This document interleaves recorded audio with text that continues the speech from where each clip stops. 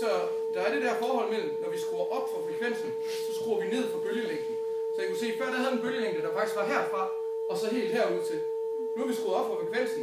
En højere frekvens giver en højere tone. Og så har vi skruet ned for bølgelængden, så nu er den faktisk det her det er faktisk en bølgelængde, og nu har vi 2 toppe der. Hvis I fortsætter, så går de op og ned, men det er det samme som op her. Ja. Vi kan skrue lidt mere op. Vi nærmer os jo jul, så det her det er sådan lidt en adventskalender-agtigt. Så nu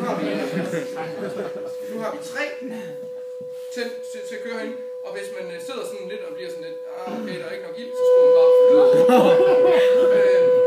Men det er også meget godt. Ja, men skal vi lige tage, altså nu er det næsten jul, skal vi lige tage 4. søndag advent. Den gør der godt nok nogle mærkelige ting her lige, synes jeg. Nu har vi 3. Det er sådan det var. Sådan. Så har vi 4. søndag i advent, og nu er det snart jul. Og nede på fysikshow-kontoret, når vi sidder dernede, så kører den her hele december. Det er utrolig behageligt. Og vi er meget mærkelige, så vi har faktisk også 5. søndag i advent. Så der skal man lige give den lidt ekstra juice. Søndag i advent. Og nu skal jeg faktisk lige skifte. Fordi nu bliver det rigtig højt. Nu bliver det rigtig ubehageligt.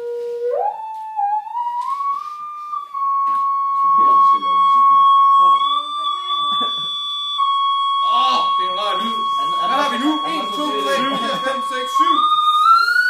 Skal bare have en hel masse. 1, 2, 3, 4, 5, 6, 7, 8, 9, 10. Hvor mange bølger har vi derinde i nu? 5, lige præcis. 10 tog. Det er også pisse nederen, det her. For det lader hammer. Man bliver vant til at høre på det. Og det gør ondt i ørerne. Og det var med betydning. Jeg tror, de skal have lidt mindre gas. Skal det sige det? Super. Så nu i stedet for, så tager jeg sådan en frekvensblander maskine, en MP3-afspiller. Og så prøver vi at sætte noget lyd i stedet.